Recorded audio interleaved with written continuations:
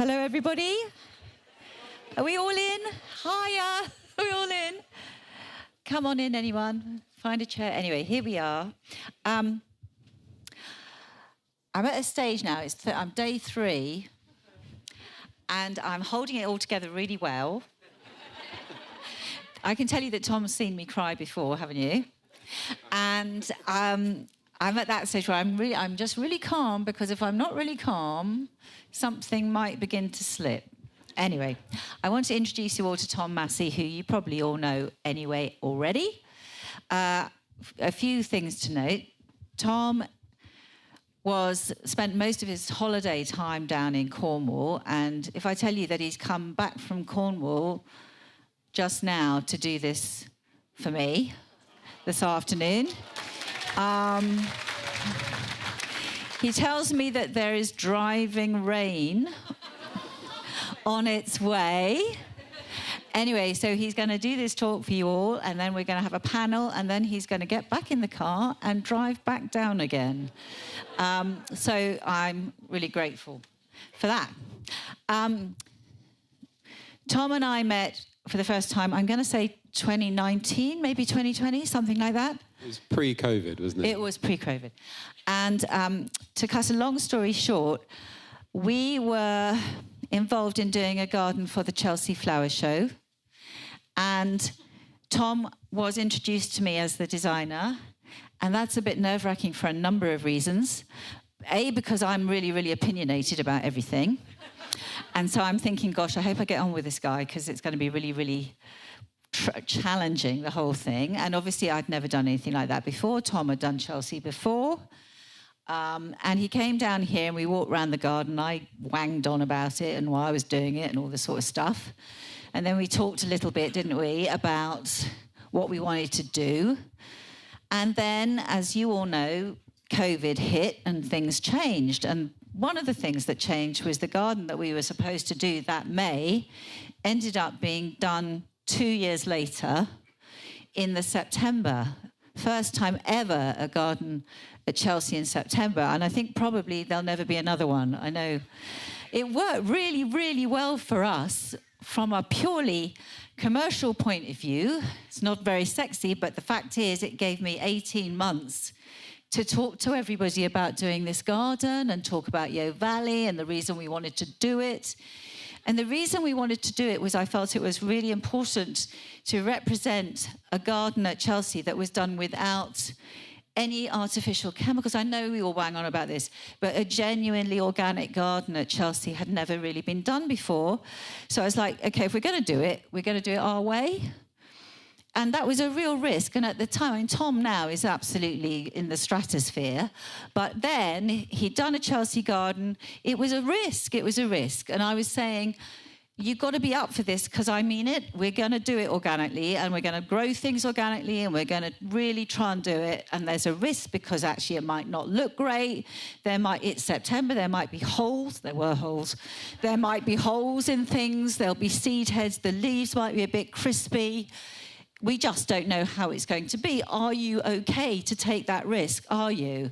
And the same conversation with Mark Straver from Hortus, who grew a lot of the plants for us. And I'm like, it's all right for me. Doesn't matter what I think, because I'm doing it. I'm here. I haven't got a career based on what happens here. It's not. So anyway, are you up for the risk? The answer was yes. And so then we went on to do the garden, and it was the best thing. I always say to people it was like Glastonbury but with posh mud, because it was. I felt the same after doing the Chelsea garden. This is partly because we very soon realised that every evening when the gardens close, the whole build, they all go to the pub. And so every bit of you is thinking you must go home and get a good night's sleep because you've got to be there tomorrow and all that sort of thing. But then something lovely happens. In our case, we won a gold medal. So that was really cool. So then we had to go to the pub to celebrate that. And then we got People's Choice. I mean, nobody saw that coming. So then we're back in the pub again, So honestly, it was the best time for me. I had a wonderful time, not least just interacting in the world of Tom and all his crew, who were extraordinary. So I could tell you all about his life. He started life as an animator. He then career changed into garden design. He went to Kew. He's done a load of stuff. He really knows his onions. Plus, he's a really, really nice bloke. But don't hold that against him. Just enjoy the talk about water-wise gardening, I think. And we'll have questions at the end. Thank you very much. Thanks, Sarah.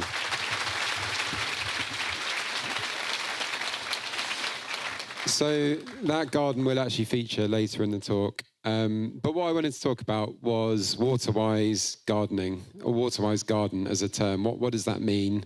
What is it? How do we do it? And why is it important?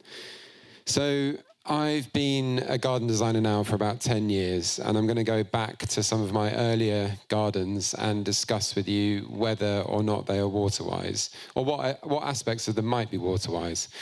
So this is a quite typical kind of London garden. The type of things that we do, earlier on in my career, these were the kind of projects that were the bread and butter, the projects that, I suppose when you're starting out, more private residential work comes your way because it's harder to get the bigger commercial schemes without a portfolio, without doing things like Chelsea Flower Show, with Sarah and other sponsors to get your name out. So this was actually quite a lucky, this client just found me on Google Maps, I think, and just said, we've got a garden, can you come up, have a look, and we'd like you to design it. So earlier in my career, a lot of the kind of design process was very discussing with the client what kind of things do they want, what are they interested in, what are their likes, dislikes, and how do they want their garden to look and feel. And that's, I think that's changed as I've been practicing and have become more aware of the challenges that we face as gardeners, the challenges that we face across the world, globally through climate change, biodiversity loss. Now I have quite a different view of what our gardens and green spaces mean and how we should use them. But I think this is quite a good example of a garden that functions in different ways, but maybe isn't the most water-wise or sustainable when you actually boil it down. So this space has water flowing through it. So water features are really amazing ways in which to bring life. This is completely chemical free, so it's naturally filtered. Water flows from, you can see in the top left, from a kind of natural stream through these metal channels down into the lower parts of the garden. And it's full of life, it's full of insects, it brings birds to the garden, it brings light, it brings movement, it brings sound. But it requires constant top-up. So it's not naturally fed. You need to top it up with mains water, and that in hot weather does evaporate. So these kinds of features, they look amazing, they sound amazing, they bring wildlife, they have lots of benefits, but ultimately they do use a lot of water, and there's no escaping from that. So as we'll explore later, there are different ways in which to bring water to gardens and landscapes that don't require intensive use of mains water. Green walls are another thing that look incredible. They look really beautiful. They're really good ways to cover vertical spaces with greenery. But if the water goes off, they die almost immediately. So they're constantly irrigated. And I think whilst they look amazing, and in the right context, in the right scenario, maybe with the right plant choices, they can be really beneficial and good for biodiversity. But maybe there's, this kind of technology, this thought process needs to evolve. How can we make green walls or vertical systems that are more water-wise? And I suppose climbing plants are a good example of that. Maybe you wouldn't get the same degree of biodiversity, but you do get a green wall that is more sustainable. This was another fairly early garden in my career. Again, water moving through the space. This that you see here, this is, the client nicknamed it the Cubist Cliff Path because they, like me, loved going to Cornwall. So this was a kind of an evocative play on a cliff path, that those walks that you do up and down sort of rocky, stony terrain over water, hopping up and down. They had young children and wanted to bring a sense of play into the garden without it feeling like a space that was designed for children. So again, this garden is a challenging urban site. You can see again, top left, that view, that was essentially a concrete box that was left after the basement excavation. So we tried to think of a way to bring nature back in, but also give the client this kind of cubist, modernist feeling garden that they really wanted, and with water flowing through. But again, the water is mains fed, so it needs to be topped up by the mains. It looks and it sounds amazing. It's chemical free, but it does require constant topping up of mains water, particularly in hot weather. So these kinds of features, I think they need to be balanced with careful thought around, that usage of water. So moving on from residential to shows, and as Sarah was talking about, we did a garden together at Chelsea. So this is the Yo Valley Organic Garden. The egg actually has lived on in the garden. It's now full of chickens, or fake chickens, I think, which is quite fun to see. So this garden was really all about organic gardening, organic principles, and what are the ways in which we can garden and grow more sustainably. And water's obviously a part of that.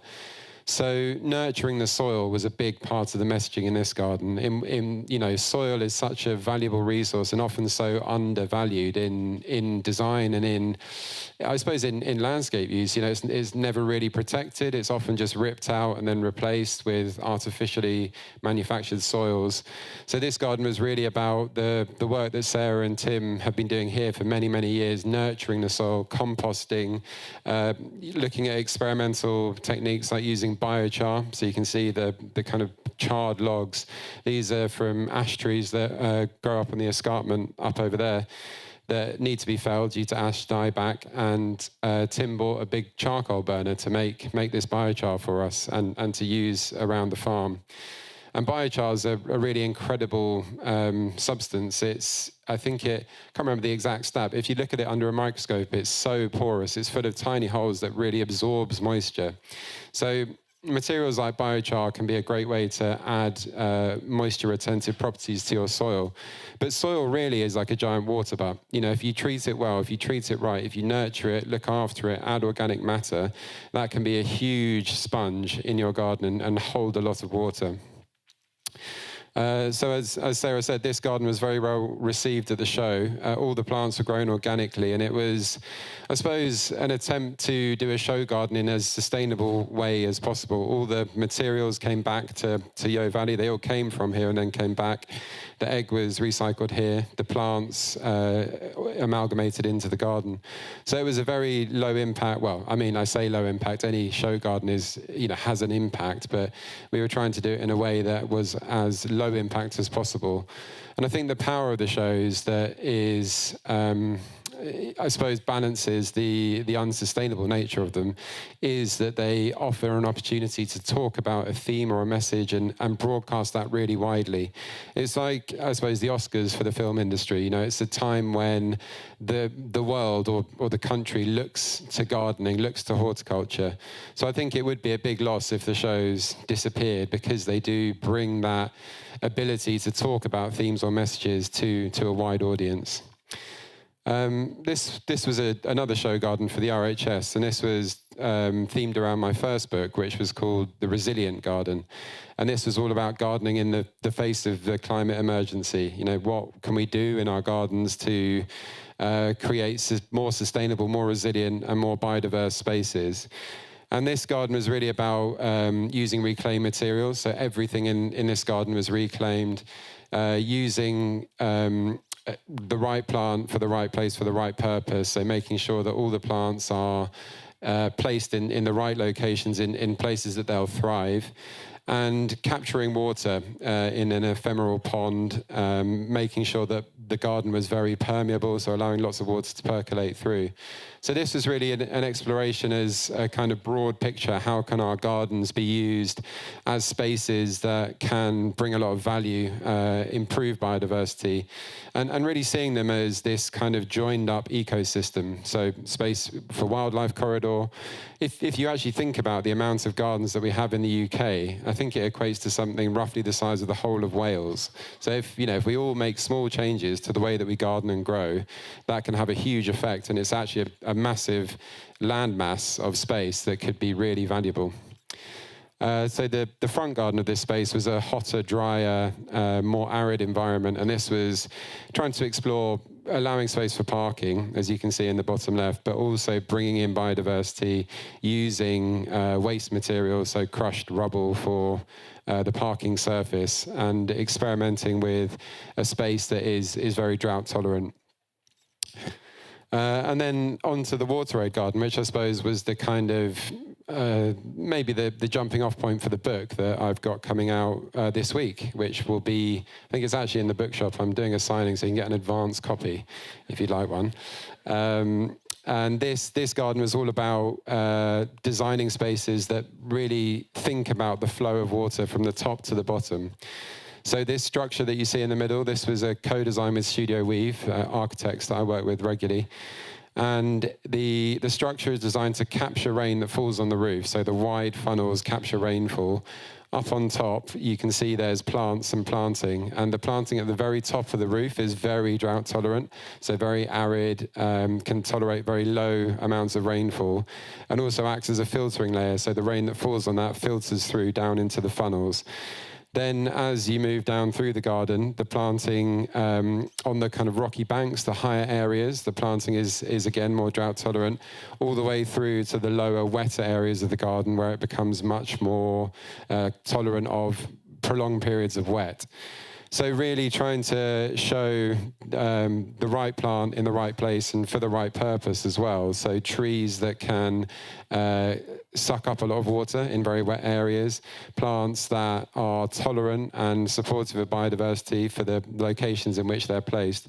And showing that gardens don't really need to be flat. You can have an array of topography which has benefits, one, for capturing rainfall, so depressions can act as swales or ephemeral ponds, and also for providing space for all sorts of different wildlife, so hotter, drier banks and wetter, lower depressions, which is good for a range of different invertebrates. So this garden, as I said, was kind of a jumping off point for writing the book, Waterwise Garden, which is out this week, coming. And it's a follow-up to my first book, which I discussed earlier, Resilient Garden, which was a broader picture about gardening in the face of the climate emergency, including water, but Waterwise Garden is much more focused. So the first book was a bit more of a broad picture. The second book, Waterwise Garden, is much more focused on what can we do at home, what are the small changes that we can make, and how can we all garden with water front and center, really, in our thinking. So I just thought I'd include the contents of the book to give a bit of an overview of what's included. So why do we need to be water-wise? You know, what reasons should we all think about water? You know, why do we not just use water freely? It comes out of our taps and we use it as much as we want. And I actually, last night, had quite fittingly had an experience of having no water come out of my taps. We were in a holiday home in Cornwall, just about to have showers, get ready, start packing up and washing up, and suddenly the water cut out. And you don't really think how much you use water for. So drinking, flushing toilets, dishwashers, washing up, brushing teeth. I've got a 20-month-old as well, so trying to find, we only had bottles of fizzy water, so we weren't sure whether that was all right for a 20-month-old to be drinking. So it was interesting, and this problem of having water literally dry up is something that many major cities around the world are going to face in the not too distant future, unless we really change the way in which we value and see water as a precious resource. So the book, it goes through how to analyze your site. What is the problem? Why is it important? And also, in what ways can we all change the way that we garden, change the ways that we grow in order to be more water-wise? So this is a plan view. In the middle of the book, there's this kind of case study example of a very unwater-wise garden, and then it transforms into something that's more water-wise, more biodiverse, more full of life. So this is the before. As you can see, it's got an artificial lawn that floods, so you've got dead soil underneath. You've got a kind of very sparsely planted shrubby borders. You've got pots and lots of hard landscaping with nothing very permeable. Underutilized side return, downpipes that just go straight into the sewers, and a really unimaginative use of the space. And then this is what it becomes. So the book explores what's going on basically in this garden and in what ways it's become more water-wise. So you have things like rainwater harvesting tanks connected to the downpipe, a small hydroponic growing system, so recirculating water, growing hydroponically for herbs and edibles. The paving has been lifted and cut down, relayed on a permeable subbase to allow water to percolate through. And then lots and lots of planting. So lots of greenery, lots of biodiverse vegetation for wildlife, and also to absorb lots of water and to capture lots of carbon.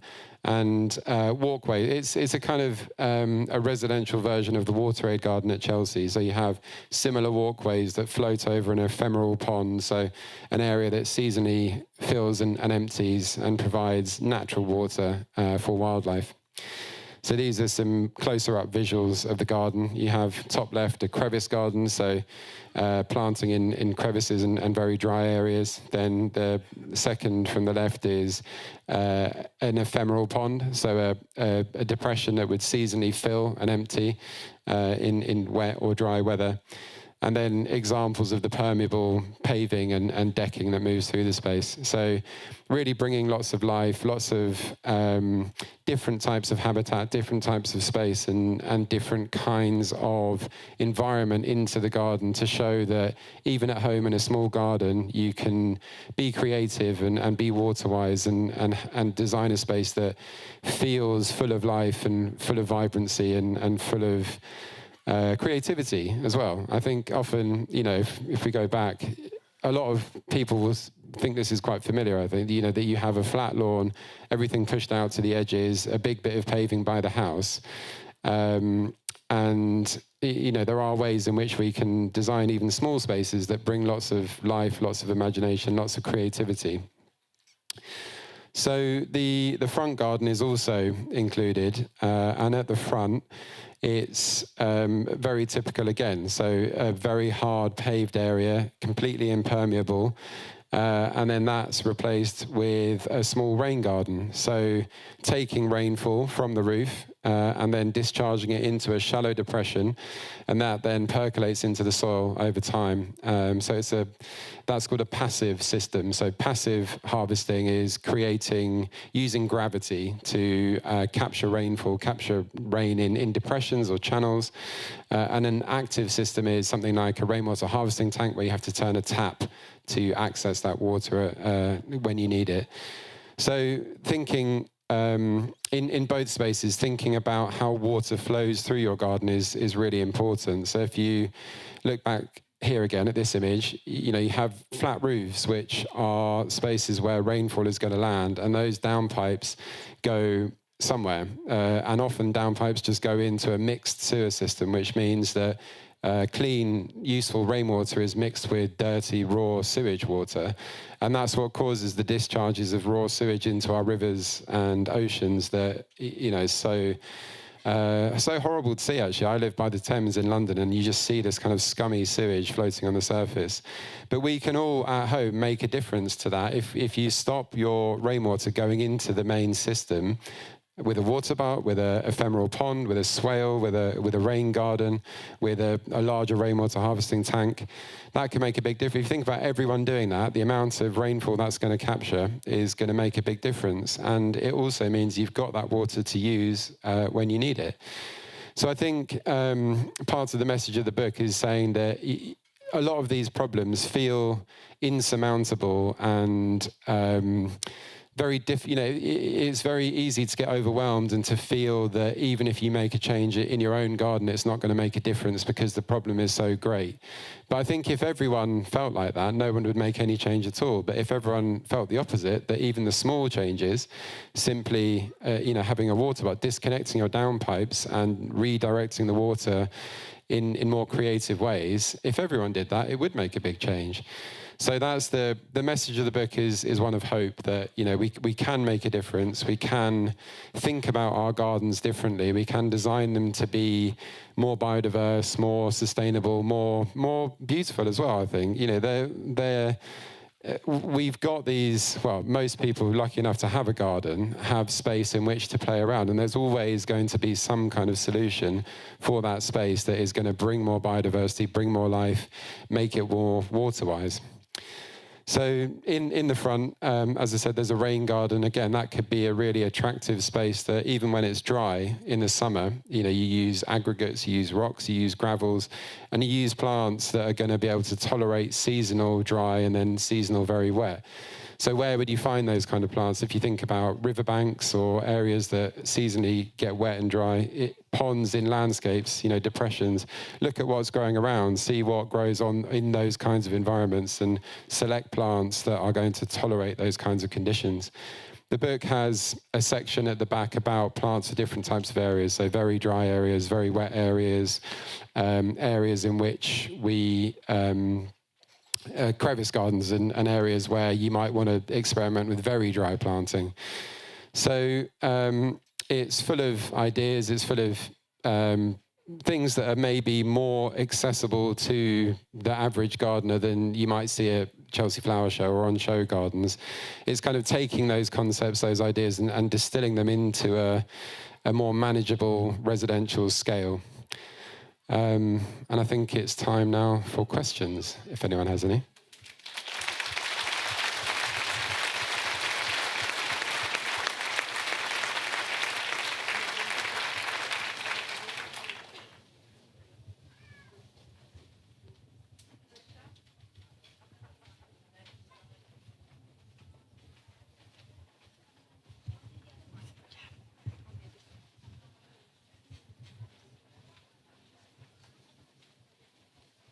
Hi, I just wanted to ask about trees. There were trees there. Where do they fit in the water-wise system? Because they obviously shelter from the sun, but do they take up a lot of water? Are they good or bad water-wise? Yeah, I mean, that's a great question. Trees are, for me, I think trees are always the starting point for any planting scheme. If you start with the trees, the canopy layer, and get those right, then that's a really good place to start. So for example, in the Water Aid garden at Chelsea Flower Show, the trees in the middle, the big trees that you see emerging through, these are alders, Ulmus glutinosa. So these can tolerate being in submerged conditions. They're nitrogen fixing, so they add nutrient to the soil. And they're very good at drawing heavy metals and pollutants from soil as well. So the trees, the RHS have, they've got a kind of evolved version of Beth Chatto's right plant, right place. It's right plant, right place, right purpose. So for what purpose are you adding that plant to that space, as well as making sure that it's in the right conditions and in the right context. So I think if you think about trees like that, so certain trees like willows, for example, draw a lot of moisture from the soil. If you have an area prone to flooding, willows can be a great way to help mitigate that.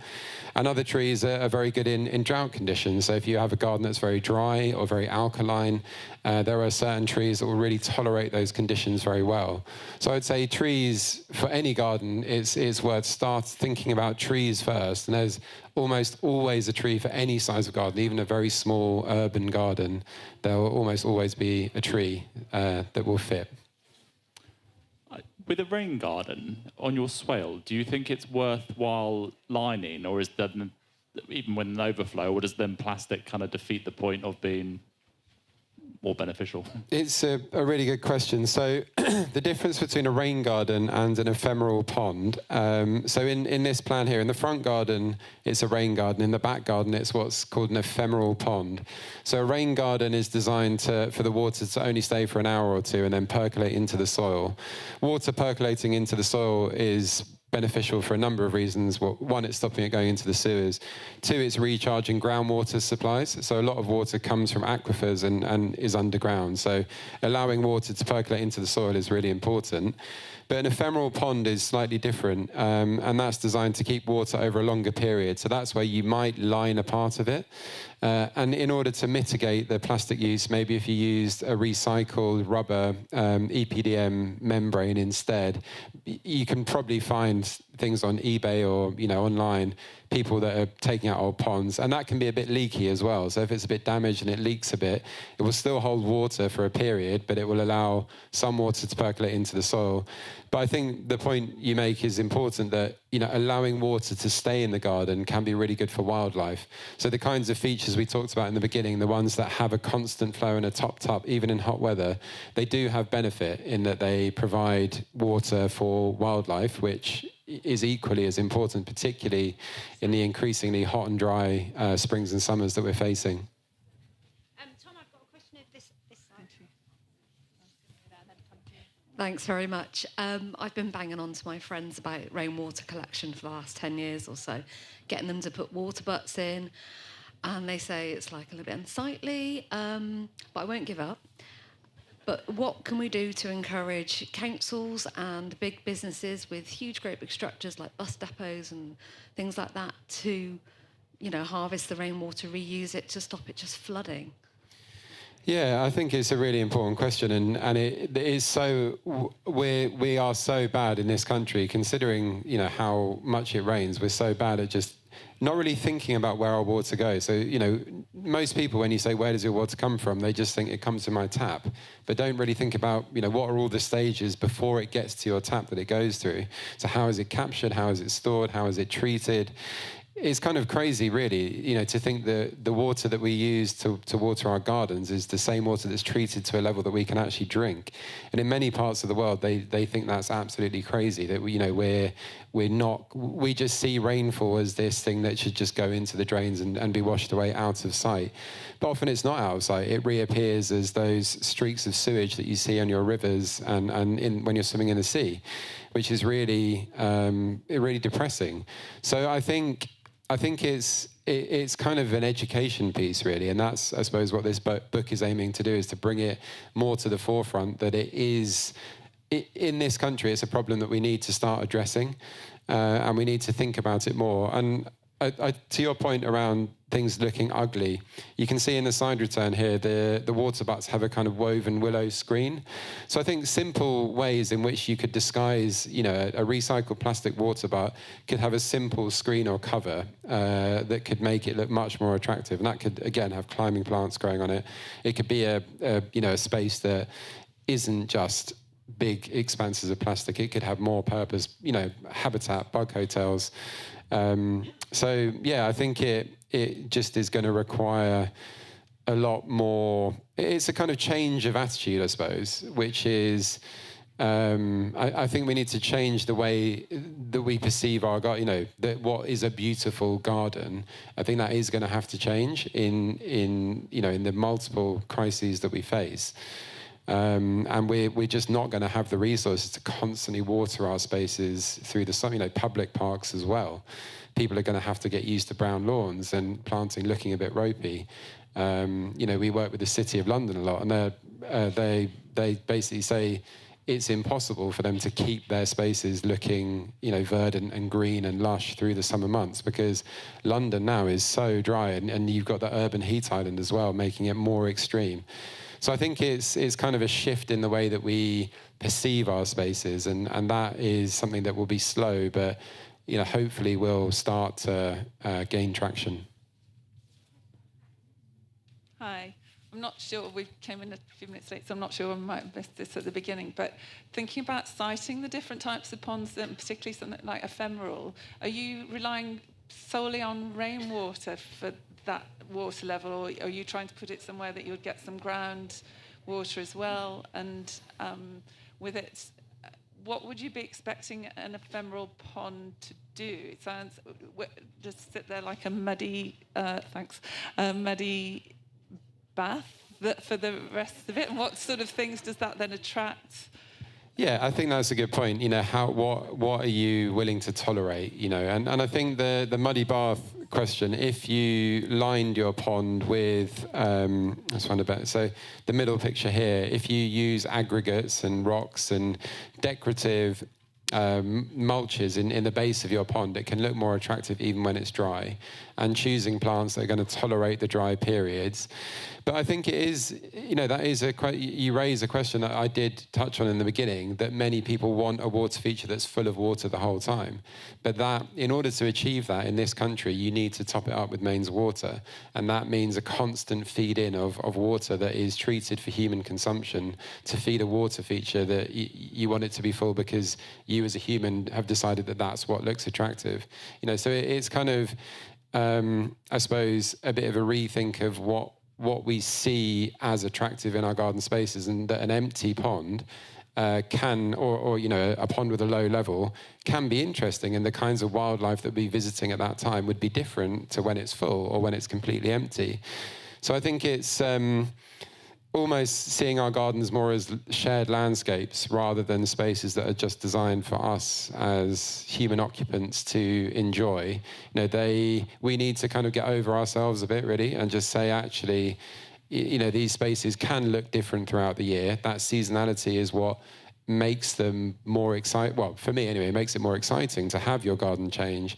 Whenever a client says, I want a garden that looks the same all year round and, clipped and evergreen, I just immediately, they're not right for us to work with. Yeah, it's just not going to be a good fit. So I think, I think in answer to your question, it's kind of just rethinking how we see water in our gardens. I'm not saying that never should there be a water feature that's topped up by mains, but maybe it could be incorporated with a rainwater harvesting tank that is used to top it up, and then in a last resort is topped up by the mains, or in a hose pipe ban or an extreme heat wave, maybe you empty it out and you don't fill it back up until rainwater is replenishing it more frequently. Boggy area in the first place. I think, so putting it in an area, in a lower part of the garden that is already wetter. So in this space here, you can't really see on the picture, but it's this kind of lower part of the garden floods. And then the ephemeral pond is in the area that was flooding regularly. So choosing an area where there's already, the gravity is directing rainfall is more sensible than trying to put it on the top of a hill that is never going to get that wet. So siting it in an area that's already wetter and lower is going to be more successful. Excuse me, what do you think of using grey water on your garden? I think it is a really good idea, but I think there are challenges associated with it. But I think, I've started, whenever I drink a glass of water and it's not finished, or my wife or my son does, I just pour it into a container and then I use that to water the houseplant. So I've become much more aware of all the water. We're so wasteful with our water. We just kind of pour it away. You have a shower, you might only use a tiny amount of soap, or if you use a less chemical-based body cleaning product, then that water is actually quite usable. But again, the ways that our houses are designed are not really, unless you're making a new build or you're willing to redo your plumbing, that water's all just going into the same sewer system. But I think we need to, if you were designing a house from scratch, having different sinks for different uses would be a really good way in which to capture rainwater to use for different types of purpose. But there are really good grey water harvesting systems now that help clean and make the water more usable. And the RHS have good advice on how to use grey water if it's something you want to do. There are still challenges, and it really does depend on what kind of products you're putting in your sink or using on your body in your shower. So it doesn't come without challenges, but it is something that I think we do need to explore more and bring more into the mainstream. I bet Millie's got somebody at that end. She has. Up there. Hey, thanks. I think it must be really difficult to choose plants for a rain garden. 2024 you would have been designing pond plants, and then 2025 it would have been a gravel garden. So, can you recommend any bulletproof plants for rain gardens, or is it more about thinking differently about how you're cultivating the space or how you're using different plant communities to be resilient? Yeah, I think it's always really hard to give any bulletproof plant for any, because all gardens are so, and you know, are you gardening on chalk, are you on clay, are you on sand, are you in the West Country, are you up north?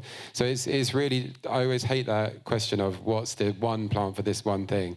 But I think there is one plant that is quite good in multiple situations. Carex divulsa, don't know if you know it. Really good, full shade, full sun, clay. You know, it tolerates a real range of conditions. So that's a good plant for a rain garden. But I think again, it's kind of you know, thinking about where it's right plant, right place, right purpose. So is your rain garden in full sun? Is it in full shade? Is it, you know, where are you siting it? And also maybe just thinking, you know, it can be quite sparsely planted in parts as well. If I go to this image. So you can use rocks and gravels and aggregates to make it look attractive without really heavily planting it, and then planting around the margins or the edges.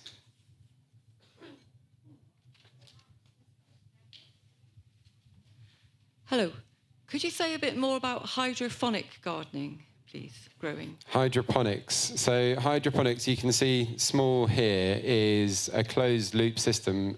So you have water with feed added, and that then is pumped around it's an annoyingly small image here, but you can see it's kind of gutters.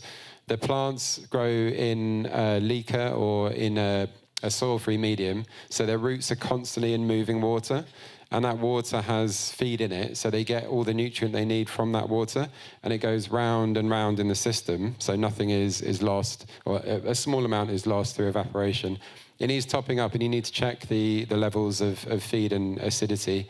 But they're really interesting systems, and you can buy kits online. You can DIY them. So if you have a small space, they're good for, you know, for growing herbs or tomatoes or edibles in a vertical way. If you know, buy your kitchen, you just wanted to run out and grab something.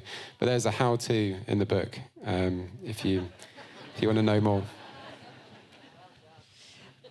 Any more questions that are lurking? Any more hands? There's a lady at the back. I'll just do a little sprint.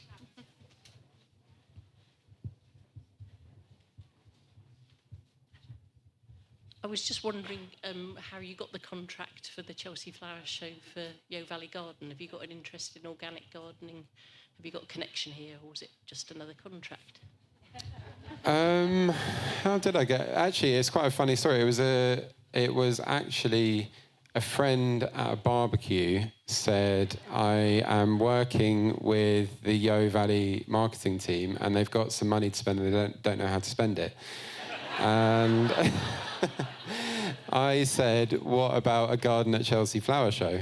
And then I think she put me in touch. This was not via Sarah, this was an external agency, I think, but somehow it filtered through to Sarah, who I think had thought about doing a garden at Chelsea. So it was kind of being in the right place at the right time and then hitting the right note. And yeah, organic gardening is something I've always been interested in. I hate chemical pesticides, fertilizers. So I think Sarah and I got on really well from the outset and had a lot of similar ethos and thought process. So yeah, it was just, you know, being at a barbecue, having a conversation, and then coming here and meeting Sarah and hitting it off, really. Marvellous. Any other questions that are just... Oh. Okay, I'll come up now. If you are thinking about putting pond-specific plants in, if you are relying on like a pond that would naturally refill, would you then just do it as a separate water space for purely pond plants so that they don't dry out? Yeah, that's a really good point. So recently we had a client who we were trying to pitch an ephemeral pond to, and they said, well, the wife was very open to it and said, yeah, that sounds great. I don't mind it being empty. The husband said, no, I want a pond that is wet year round, you know, has water in it. So we came to a kind of compromise that he would have a separate bit that was lined and would stay wet, and that he could fill up with his hose. So it was it was a small space where you could have some aquatic plants and would be wet year round. You know, because his point was, in the hottest time of the year, when it's really baking, sunny and hot, I want to see water because it cools me down. Which is, you know, is a fair point. So that was the compromise that we came to, that he could have a small bit that he could fill up with his hose and not feel too guilty about. So I think there's always a balance. If you want to have some aquatic plants, you could also use a small container, you know, half barrel or an old sink, or depends what size garden you've got. But you could always create a space where you could have water more permanently. And again, like we discussed earlier, you could capture that rainwater, store it in a tank, and then use it to refill when you need to. Hi, Tom. Just want your thoughts on siting water butts. Is it okay to site them in full sun? Because I've got a south-facing, very, very sunny garden. There's hardly any shade for several months of the year. Yeah, I think you could use some kind of screen to keep it a bit cooler. I think the main thing with water butts is keeping them covered to stop things falling in. So as long as you keep it covered, you could build a shade screen for it. But yeah, I don't think it would be a huge problem to do that. Right, thank you. I think we're probably about time. Yeah. Cool. Unless somebody's got a burning question. There's a man with a burning question. Shall I just run to you?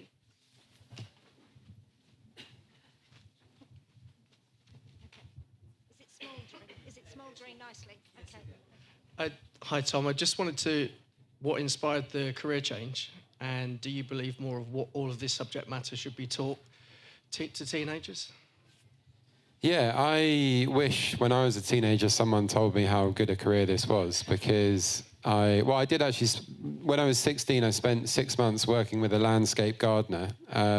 So he was doing bits of design, but, you know, practical building and gardening, and I really enjoyed it. But no one told me that it was, you know, a career that's worth pursuing. It was very much a kind of, I suppose it was built more as like a kind of last resort. If all else fails, then, you know, become a gardener or a garden designer. It's a kind of a career that maybe isn't that exciting or that appealing. It's, you know, and I think I kind of knew deep down that wasn't the case, but I wanted to try other things. So I went and trained as an animator. So I was always really into art and design.